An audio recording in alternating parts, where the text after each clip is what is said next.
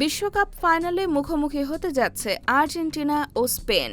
এই ম্যাচ ঘিরে সামাজিক যোগাযোগ মাধ্যমে ভাইরাল হয়েছে লিওনেল মেসি ও লামিনে ইয়ামালের একটি পুরনো ছবি। ছবিতে দেখা যায় শিশু ইয়ামালকে গোসল করিয়ে দিচ্ছেন তরুণ মেসি। অনেকে এটিকে এআই দিয়ে তৈরি বলে দাবি করলেও জাতিসংঘের শিশু তহবিল জানিয়েছে ছবিটি সম্পূর্ণ বাস্তব।